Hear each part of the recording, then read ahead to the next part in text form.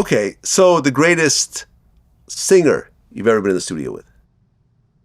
Well, the greatest, again, when you talk about that kind of stuff, there's so many different ways you can measure it because there's technical. I've been in the studio with Ariana Grande, which, I'm not going to say, and I say that to say, like, listen, there's people whose technical ability, like a Whitney Houston, like an Ariana Grande, like a Mariah Carey, their talent in what they're doing with their voice, they're like controlling it like an instrument, is crazy. Mm-hmm. Now that doesn't mean they're my favorite singers. Some of my favorite singers, it's not even about their technical ability. So when I think of some of the greatest singers, I mean, that's a tough one. It's like Gwen Stefani, as an example. I'm not considering her like a singer like that, but as far as an artist, she's definitely up there. That's a highlight. What other singers? I mean, Leona Lewis was, okay, again, she didn't go on to have this like cultural, insane career like some of these other people. But when you're on X Factor or whatever that is, you're winning off technical ability of your voice. So she definitely had a very, very impressive voice. My favorite singer. Yeah. So when you say singer, you just mean pop artist? Like, what are we talking about? I mean, when you get in the studio with this vocalist, your jaw drops as to what they could pull off in that booth. That they're doing something you've never seen before. I mean, for example, when I interviewed Rodney Jerkins, when I asked him that question, I said, who's the greatest female singer? He said, Whitney Houston. He said, have someone else do the national anthem better than her. Can't be done. Yeah. And he's produced her before. Yeah. So that's what I'm saying. He said Whitney Houston, point blank period. And on the male side, I'm pretty sure he said Michael Jackson. Okay. I mean, he's blessed to be able to say those names. If I had been in the studio with Whitney and Michael, I probably would have said Whitney and Michael just off the songs. Based on who you've been with, the greatest singer, not rapper, singer, male or female.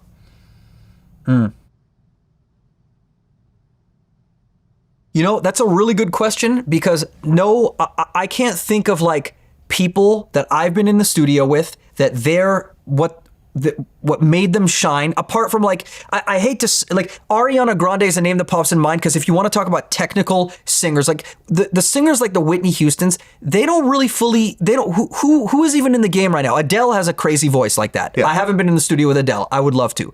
But if you remove that, Beyonce. Okay, then you know what? Then can I say Beyonce since that was my first placement? Were you in the studio with her? Come on, Vlad. That's what I'm saying. You got to be in the studio. Can't we just say who I did? No. You got to actually be in the studio because you know what I'm saying? It's one thing. Right. I feel you. Listen, it's one thing to send someone a beat and they send back a completed song. Okay. It's something else to actually be in the studio and actually craft that music together. Well, then for me, look, if I was going off technical ability, then I'd have to say Ariana because I've been in the studio with her. Having said that, the creation process, the artistry, the songs, whatever it is, like Gwen Stefani, like comes to mind. And again, not because she's known as somebody, you don't speak about Gwen necessarily as like, oh, it's Mariah Carey and it's Whitney and it's Gwen. No, she's something different. But she is a vocalist and she's dope, and it's her style, it's her swag, it's what she's saying, it's how she's saying it. It's not so much, like Miles, just to bring it back to jazz, Vlad, because jazz. Wynton Marsalis, maybe Louis Armstrong. There's a bunch of people I could tell you trumpet players who had insane chops. They were amazing. Miles Davis didn't play necessarily as fast as them, but he's one of the dopest. It's not even so much because of all the notes he played, it's because of what he didn't play. It's the space. Yeah. It's Thelonious Monk. He's not Oscar Peterson. Oscar Peterson is like, whoa. Thelonious Monk was like innovative in the way that he was playing stuff. And I mostly gravitate to things, I guess vocalists and artists like that, where it's not so much about their, technical ability. Twista, nobody can rap faster than Twista. Do you like Twista songs more than you like, I don't know who your favorite rappers are, but, do you like Twista more than you like Nas? Twista can rap faster. He's technically, so you see the point I'm making. Yeah, I see what you're saying. Yeah, so I wish I had a better answer for you. I also think I wish I'd been in the studio with Michael Jackson and Whitney Houston. Yeah. I didn't have that. Yeah, I mean sometimes you just get everything like a Michael Jackson or Whitney. Someone who's got insane vocal ability and also has a style like an Aretha Franklin. And, someone who's just so distinctive, but also has the vocal range. Exactly. That really is just a total package. And they have the look and they could dance and, Yeah. It comes around once in a generation. Totally. I remember, Tony Yayo's a regular on my show, and he would always say something, in a lot of interviews, he said, like, things are not passed out evenly. There's only one 50 Cent. There's only one Eminem. I saw that. There's only one Dr. Dre. You could be in the crew with these guys, but there's only one superstar in that crew.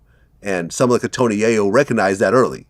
He wasn't trying to compete with 50. Right. He was happy with his position because he knew that 50 was a superstar. Yeah. And look, decades later, 50 is still doing some of the biggest tours, period, in the world. Yep. You see what I'm saying? Because he has that superstar quality. He's got the catalog, and he continues to do it on a big level, maybe not in music, but in movies and TV and so forth. So yeah, man, I mean, it's one of those things. It's lightning in a bottle. You can't really predict it, but when it happens, everyone really sees it, and it's obvious. 100%. Yeah. 100%. That's true. Well, Jonathan Rotem, man, I'm glad we finally got to do this. Like I said, we've met, my God, over 20 years ago. Wow. Yeah, when I was just a broke DJ and you were just a starting off producer, and we're both just trying to make it in this hip hop thing as white Jewish kids, not quite sure what direction this will take us. Yeah.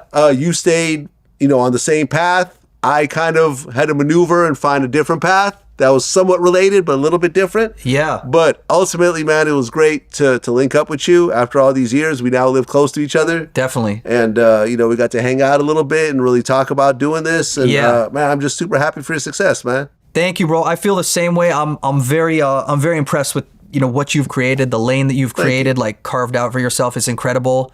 And yeah, man, let's hang out more. It's a blessing. Thank you for having me on your show. I really appreciate it. I'm a huge fan of your show. I watch almost all the interviews you do, from the music people to the mafiosos to every walks of life. I think you bring out something. You bring out like unique sides of people, and that's a talent within itself. So keep doing what you're doing. Thank you. Shout out to Mariciahu, because I think that was the person I interviewed that made you call me.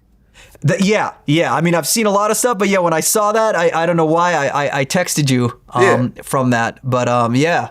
Yeah, a lot of prominent Jewish people actually hit me after that interview. I didn't realize how big of a following he actually had. Yeah. You know what I'm saying? I mean, I was a fan, but you never know, like, who's actually, like, during our interview, he told me NBA YoungBoy was a huge fan, to the point of him actually going down to Utah and recording with him. That's one of those things, like, why? It's unexpected. Yeah, I mean, it's unexpected, but it's also expected, because it's not like he's not talented and doesn't have big songs. And, Yep, true. It's just one of those things, man. Well, congrats on your success, man. I feel like, in production, it's not like being in front of the camera. It's not like being on stage. You could continue to be great and be big years after your 20s, years after your 30s. Because I remember I talked about this, I remember on Twitter one day.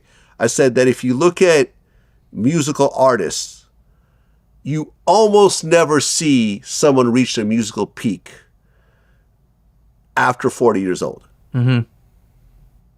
Every so often. Like George Clinton did Atomic Dog at 41. Right.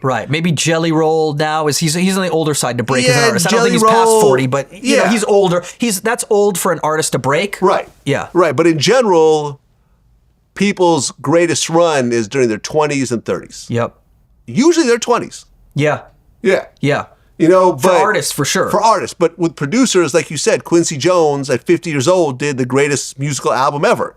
Yeah. And then followed it up with Bad, which was another masterpiece. Yeah, exactly. Is that not too shabby? Not too shabby. Maybe my second favorite album of all time. Exactly. Yeah. Before that, at 49, he did Off the Wall. You know what I'm saying? So look at that run. I got to meet him. We took a picture together, which is my Twitter profile, which was, one of the great moments of my life. It was like, damn, I'm hanging out with Quincy Jones. He's on my Mount Rushmore. Absolutely. It's Quincy, it's Dr. Dre, it's Rick Rubin. Yeah. It's George Martin from the Beatles. That's what it is for me.